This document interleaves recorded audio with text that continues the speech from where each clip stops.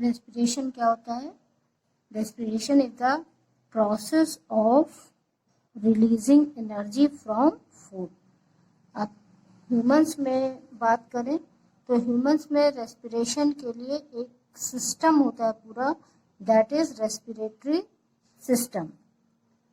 अब इस respiratory system का वर्क क्या होता है कि ब्रीथ ऑक्सीजन को अंदर रेस्पिरेटरी सिस्टम के द्वारा ऑक्सीजन को अंदर बॉडी में आती है ऑक्सीजन, और उसके बाद क्या होता है फूड से रिएक्ट करती है और एनर्जी निकलती है, फूड से एनर्जी रिलीज होती है।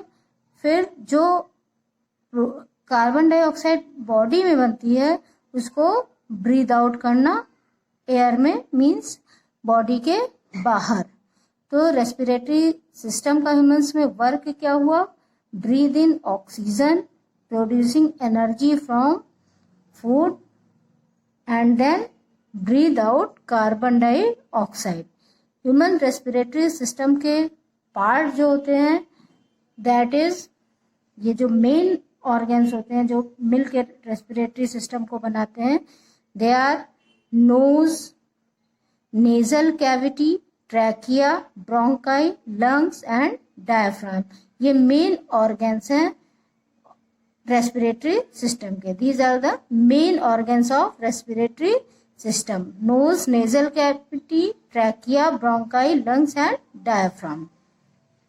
अब होता क्या है कि एयर जो है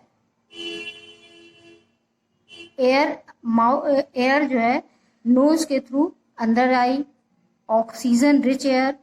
अब नोज में नॉस्ट्रल्स होते हैं, नॉस्ट्रल के थ्रू अंदर आई, फिर कहाँ पहुंची? नेजल कैविटी में। नेजल कैविटी में हेयर लाइक स्ट्रक्चर होते हैं और म्यूकस का सिक्रेशन होता है। तो ये हेयर लाइक स्ट्रक्चर और म्यूकस का वर्क क्या होता है कि एयर के साथ जो इम्प्यूरिटीज आ गई, तो इन इम्प्यूरिटीज को अंदर आने से रोकते हैं। तो अब जो ऑक्सीजन रिच एयर आई यहाँ से नेजल कैविटी से, फिर ये कहाँ जाएगी? नेजल और यहाँ पे नेजल कैविटी और माउथ के बीच में, नोज और माउथ के बीच में एक बोनी प्लेट होती है। ये बोनी प्लेट सेपरेट करती है नेजल कैविटी को और बकल कैविटी या माउथ कैविटी को सेपरेट करती है, इसलिए कि अगर हम खाना खा रहे हैं तो उस कंडीशन में एयर अंदर आ जा सके। तो इसलिए ये बोनी प्लेट जो है सेपरेट करती है नेजल कैविटी को बकल कैविटी या माउथ कैविटी से। अब एयर जो है फिर नेजल कैविटी से एयर कहाँ जाती है? फेरिंग्स में। फेरिंग्स माउथ और विंड पाइप के। Windpipe is also known as trachea. Trachea या विंड पाइप एक ही चीज है। तो माउथ और विंड पाइप के बीच के पार्ट को क्या कहते हैं?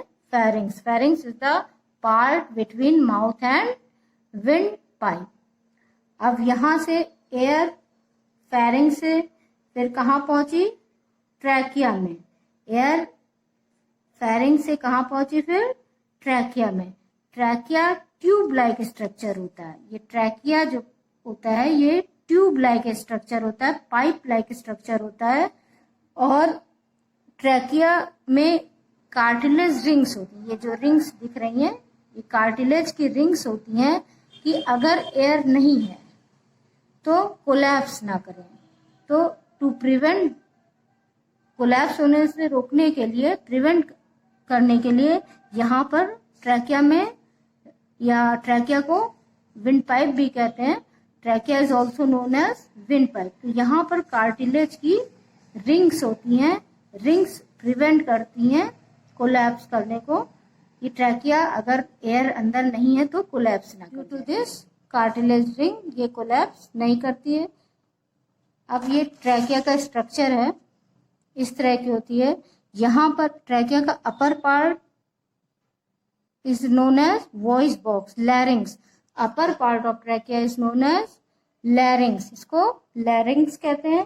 फिर ये फर्दर डिवाइड हो जाती है ब्रोंकस में। ये फर्दर जो ट्रैकिया डिवाइड हो जाती है, ये क्या हो गया, ब्रोंकस। ब्रोंकस में डिवाइड हो जाती है। फिर ये कहाँ एंटर करती है, लंग्स में। ये लंग्स है।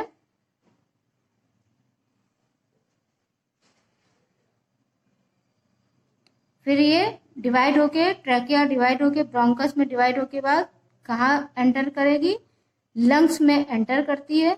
और ये फिर फर्दर डिवाइड हो जाती है, मतलब छोटे छोटे मैनी स्मॉलर ट्यूब्स में डिवाइड हो जाती है। These tubes are known as bronchioles. ये फिर ऐसे स्मॉलर छोटे छोटे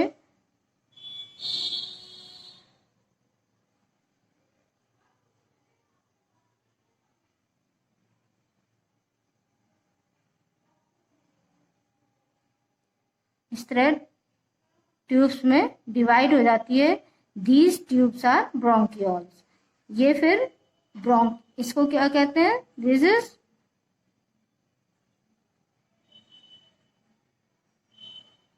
ब्रोंक्यूल।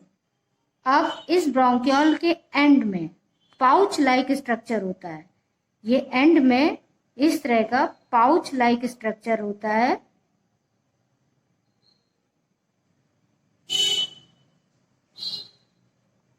इस तरह का एयर कैविटी या एयर सैक्स, इस पाउच लाइक स्ट्रक्चर को बोलते हैं एल्वियोलाई। ये पाउच लाइक जो स्ट्रक्चर होता है दैट इज एल्वियोलाई। ये पाउच लाइक स्ट्रक्चर होता है। गैसियस एक्सचेंज यहीं पे होता है। अब ये पाउच लाइक स्ट्रक्चर या alveoli, they are surrounded by blood capillaries. इस तरह का स्ट्रक्चर होता है। इसका स्ट्रक्चर थोड़ा इस तरह का ऐसे होता है। ये surface area maximum gaseous exchange यहाँ पर हो सके, इसलिए इस तरह का स्ट्रक्चर होता है। जैसे इंटेस्टाइन में विलाई था, वैसे यहाँ पे एल्वियोलाई है। ये इसका स्ट्रक्चर मैक्सिमम गैसियस एक्सचेंज हो सके, तो इसलिए इसका स्ट्रक्चर इस तरह का होता है। यहाँ पर ये सराउंडेड होती हैं ब्लड कैपिलरीज से, और ये ब्लड कैपिलरीज जो होती हैं फिर यहाँ मतलब ऑक्सीजन इनसे लेती है और यहाँ पर कार्बन डाइऑक्साइड एक्सचेंज होता है। गैसियस एक्सचेंज यहाँ पर होता है, एक्सचेंज ऑफ गैसेस यहाँ पर होता है। फिर अब ये जो है लंग्स कहाँ होते हैं, चेस्ट कैविटी में। लंग्स कहाँ होते हैं, ये चेस्ट कैविटी होती है यहाँ पर।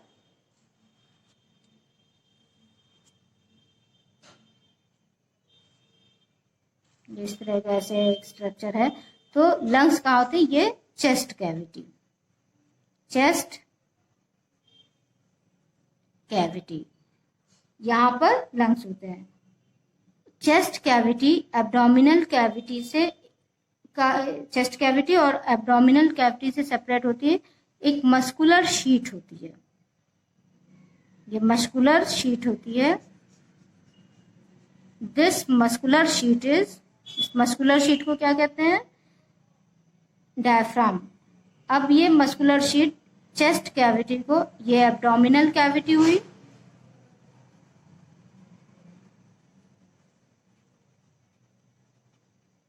और ये चेस्ट कैविटी हुई। तो chest cavity and abdominal cavity के बीच में एक मस्कुलर पार्टीशन होता है दैट इज डायाफ्राम। ये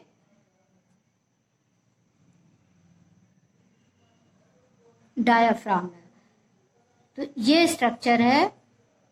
अब ये डायाफ्राम जो होते हैं, diaphragm helps in breathe in and breathe out. ये इनका जो मूवमेंट इस तरह होता है कि एयर अंदर आए और एयर अंदर बाहर जाए, अंदर से बाहर जाए।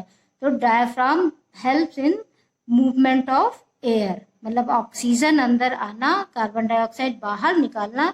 तो इनके मूवमेंट ऐसा होता है कि फिर वो बाहर अंदर आती है, वॉल्यूम बढ़ाते हैं, और वॉल्यूम कम होता है तो चेस्ट कैविटी का, तो बाहर जाती है एयर, तो कार्बन डाइऑक्साइड बाहर जाती है। तो ये इनका डायफ्राम का वर्क होता है। ये स्ट्रक्चर है, मतलब एक ये रफ स्ट्रक्चर है। मेन ये स्ट्रक्चर है कि ये ट्रैकिया है, ट्रैकिया रिंग्स होती हैं और ये डिवाइड हो गई फिर ब्रोंकस में, फिर ये फर्दर इसका डिवीजन हुआ स्मॉलर ट्यूब में, दैट इज ब्रोंकियल। ब्रोंकियल, फिर ब्रोंकियल ये कहाँ होती हैं? लंग्स में होती है। लंग्स कहाँ होता है? चेस्ट कैविटी में होता है। Lungs are enclosed in a rib cage. Rib cage respiratory system का वर्क कैसे होता है? जब एयर ब्रीथ इन टाइम पे मीन्स एयर इनहेल करते हैं तो डायाफ्राम और मसल्स जो रिब से अटैच्ड होती हैं, जो मसल्स और डायाफ्राम, इनमें क्या होता है? कॉन्ट्रैक्शन होता है। और ड्यू टू दिस कॉन्ट्रैक्शन, मतलब जब डायफ्राम को कॉन्ट्रैक्शन होता है और मसल्स जो उससे अटैच होती हैं, तो चेस्ट कैविटी क्या करती है? ये एक्सपैंड होती है। मीन्स चेस्ट कैविटी का वॉल्यूम बढ़ता है, इंक्रीज होता है। जब चेस्ट कैविटी एक्सपैंड करती है मीन्स इसका वॉल्यूम इंक्रीज होता है, और वॉल्यूम इंक्रीज होने के वजह से क्या होगा? यहाँ चेस्ट कैविटी का प्रेशर जो होता है, एयर प्रेशर क्या होगा? कम होगा, डिक्रीज हो जाएगा। मीन्स जब डायफ्राम और मसल्स कॉन्ट्रैक्शन होगा इनमें, तो चेस्ट कैविटी एक्सपैंड करेगी और एयर प्रेशर डिक्रीज होगा। अब एयर प्रेशर यहाँ डिक्रीज हुआ तो जो हाई प्रेशर है बाहर और अंदर चेस्ट कैविटी में एयर प्रेशर कम है, तो यहाँ एयर आउटसाइड से यहाँ पर आएगी, मतलब एयर यहाँ एंटर करेगी। फिर ये लंग्स में एंटर करेगी और लंग्स से फिर कहाँ जाएगी? एल्वियोलाई में। एल्वियोलाई में एयर सैक, जो एयर कैविटी होती है एल्वियोलाई, वहाँ पर क्या होता है? ब्लड कैपिलरीज होती है। ब्लड कैपिलरीज में जो ब्लड होता है उसमें हीमोग्लोबिन होता है। हीमोग्लोबिन मतलब एफिनिटी होती है इसकी कि ये अफेक्शन होता है, या हीमोग्लोबिन ऑक्सीजन कैरियर कह सकते हैं। तो ये ऑक्सीजन जो होती है वो डिफ्यूज होके हीमोग्लोबिन से अटैच होके कहाँ तक जाती है? सेल्स तक, ब्लड के थ्रू सेल्स तक जाती है। फिर वहाँ पर फूड से इसका रिएक्शन होता है और एनर्जी निकलती है, carbon dioxide as a byproduct बनती है। अब कार्बन डाइऑक्साइड बाहर कैसे शरीर के निकलती है, बॉडी के बाहर कैसे निकलती है? तो उस समय जब हम ब्रीद आउट करते हैं, मतलब डायफ्राम और मसल्स जब ब्रीद आउट करते हैं तो डायफ्राम और मसल्स जो होती हैं, जो रिब से अटैच होती हैं, वो क्या करती हैं? फिर किस पोजीशन में आती हैं? रिलैक्स होती हैं। तो रिलैक्स होंगी तो चेस्ट कैविटी क्या होगी?